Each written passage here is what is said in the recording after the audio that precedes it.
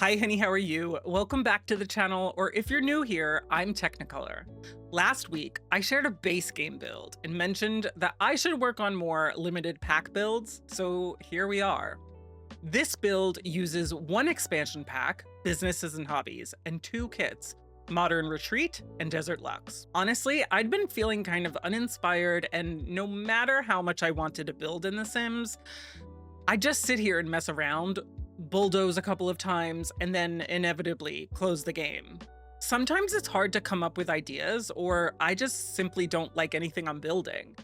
And during those times, I either walk away and come back later, or in this case, give myself a fairly simple task. Pick a lot, pick a pack, and make something small. I think a lot of newer and even seasoned players can see building, if they don't consider themselves a builder, as this daunting task or something they'll just never feel comfortable doing.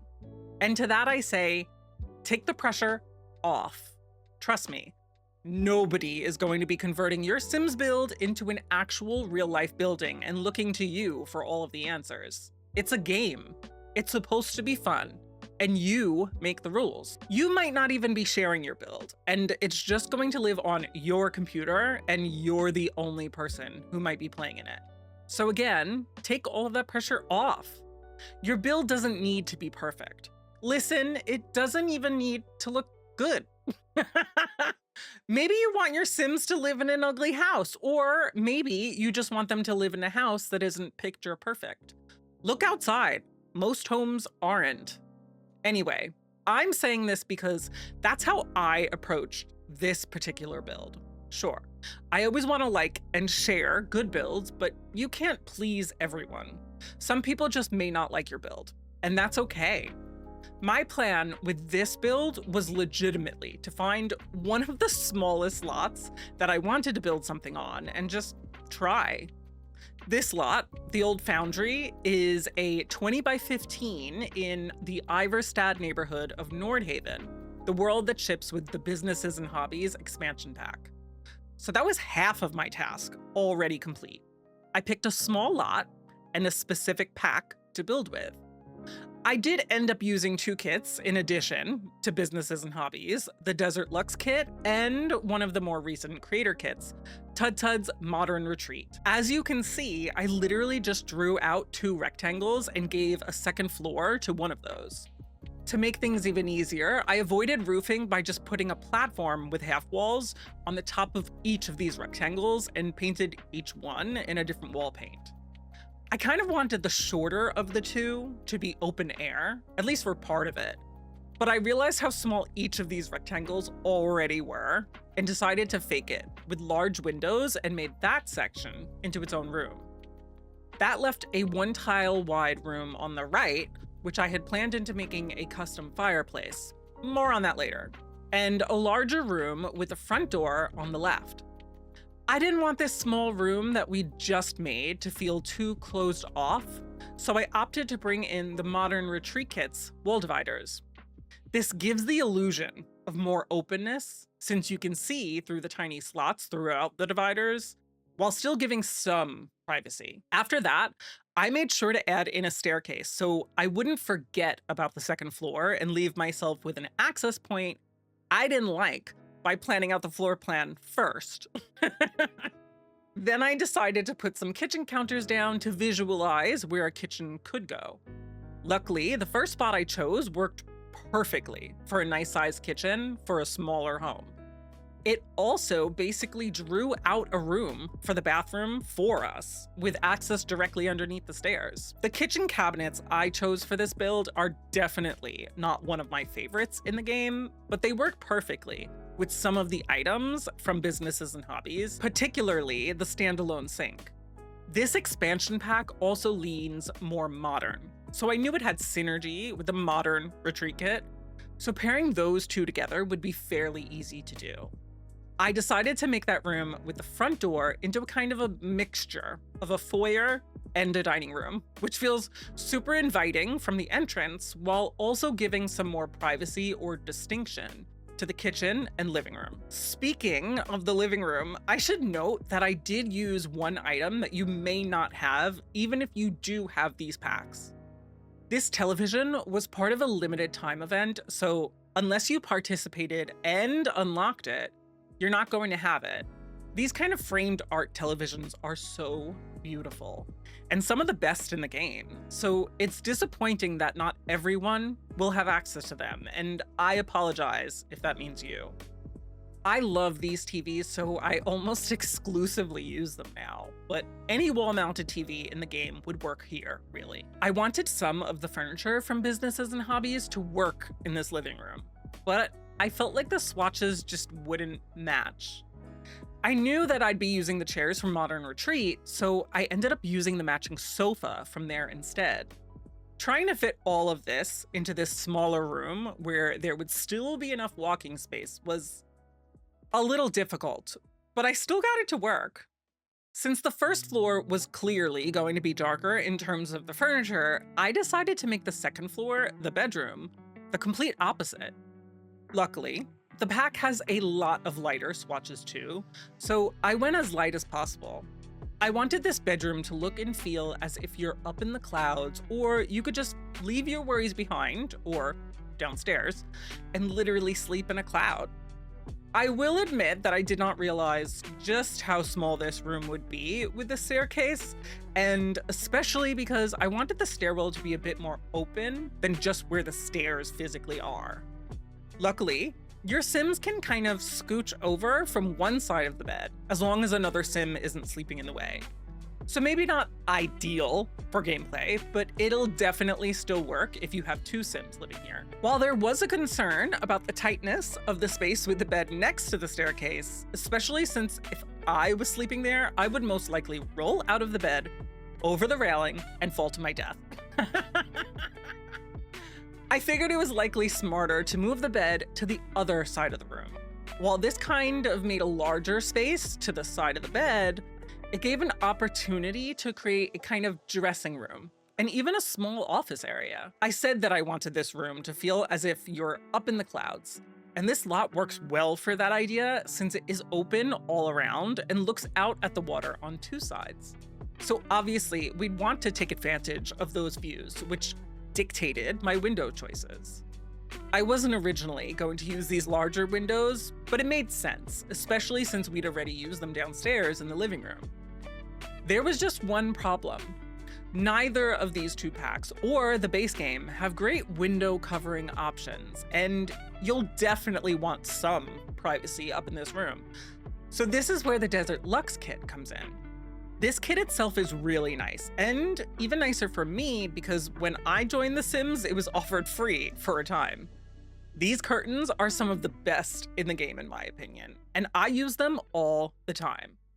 With both floors mostly complete, it came to putting the finishing touches on the interior of the build, starting off with the kitchen, which I was a little bit worried about decorating because I wasn't as familiar with the options for kitchen decor from these three packs. But it turned out fine. I also decorated our foyer dining room with some plants, books, trophies, as well as coats to make it feel more foyer-like. The lighting and art choices, as well as rugs, for the rest of this build were perfect. Modern Retreat also gave us some new overhead puck sort of lights, which I think fit in so well with this more modern style build. Going back to the fireplaces that I mentioned earlier, I was going to build a custom fireplace, but I couldn't think of any items from these packs that would create fire in a way that would look good. So I ended up just placing 3 actual fireplaces from Businesses and Hobbies in that little room. Sorry. I should also take this time to let you know about some Sims news. The first expansion pack of 2026, Royalty and Legacy, is releasing on February 12th. They've also bundled this pack along with 2 new kits that will be dropping, which sounds really fun. As an EA partner, I expect to receive early access, and if I do, you can expect to see me playing with the pack live before it releases on my Twitch channel. If you're not following me there, you might want to do so now, just so you don't miss that. I do stream both Sims building and Legacy gameplay over there, as well as other fun games like Palia and Uncharted. Maybe more exciting news is that they've actually tacked on a 5% discount for you to my creator code, which also applies to this new royalty and legacy release.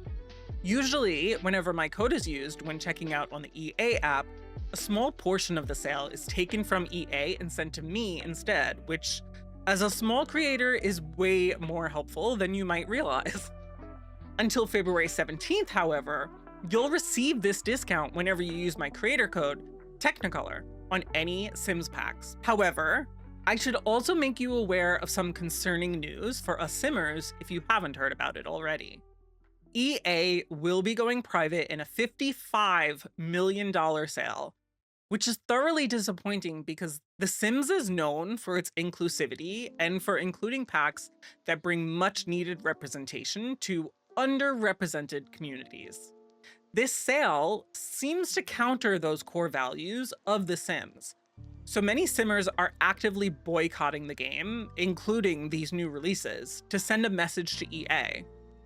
I don't think it's my position to tell you how to feel about this sale, but I do urge you to do your own research and let both The Sims and EA know your position, especially because members of the US Congress have already called upon the Federal Trade Commission to do a thorough review of this acquisition before it officially goes through.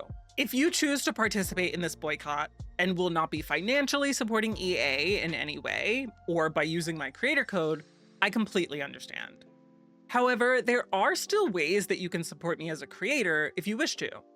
Watching these videos or my Twitch streams and sharing my social media posts are all free ways to help me out. If you'd like to support me financially, which thank you, I truly appreciate it, you could do so on platforms like Twitch and Ko-fi. As an added perk, monthly support on either of those platforms also gives you access to my new book club. And this month we're reading Holly Jackson's Not Quite Dead Yet. I'll get off my soapbox now, I promise, but I just thought it was important to keep you fully informed on what's going on in the Sims community. Thank you for letting me rant. But let's move on to the exterior of this build. As I said in the beginning of this video, sometimes it's worth it to give yourself limited rules for a build, and that continues into landscaping, at least for this lot. I planned on doing some very light landscaping here, focusing more on pathways or a patio sort of area. By fencing off a section in the front, I gave myself an outdoor entertaining area, which includes a barbecue and a little private seating. To help give this space more privacy from the street, I used some of those boxy items from Desert Luxe to sort of add more fencing inside the fenced-in area. You could easily swap those out for more plants or hedges or something if you don't particularly love this look. I just wanted to maintain that modern feel and use the Desert Luxe kit for a bit more than just curtains. On the sides and back of the house, I opted for those, again, I'm sorry, limited time event unlockable lit hedges. There are base game hedges that match these that aren't lit, but I think these versions add a little something extra to builds, even if they aren't holiday themed. Aside from that, I created a smaller fenced area for some flowers and a tree. I also used those debug planters from the expansion pack, one that's just plants and another that includes a smaller tree around the lot to bring in a bit more color and whimsy. But that, my friends, is the entire speed build. So why don't I open the game and give you a quick overview tour. So we're in the game now on the old foundry lot in Nordhaven. And as you can see, we've got a little outdoor area that leads into the front door. And then in the back, there's just some light landscaping. Switching to an overhead view, you can see that you come right in the front door. And then there is this bookcase on the left. And there is a little place to hang up coats on the right. Of course, we have the dining room over here, and then that leads directly into this small living room. Over on the left side, you have this kitchen. And then over here, you have a full bath. You have this staircase that leads you up here, and this very calm and serene bedroom is also decked out as an office if you need it to. And the views from here are absolutely stunning. But That, my friends, is the entire build. If you enjoyed this video, please drop me a like and then grab the build off of the gallery. To add it to your game, you can find it using my EA ID, Teknikolour. If you'd like to see more of my builds and other cozy gaming videos, be sure to subscribe and hit that notification bell so you won't miss future uploads. If you want even more Sims content, consider dropping me a follow over on Twitch. I livestream my pack-based legacy challenge every Thursday, but play other cozy games throughout the week. Planning on pre-ordering Royalty and Legacy or picking up any other packs? Please use my creator code, Teknikolour, when checking out on the EA app. It's free for you and supports the channel. Plus, my code can now be used on so many other EA titles, not just The Sims. But thank you so much for watching. I'll catch you in the next video. Bye-bye!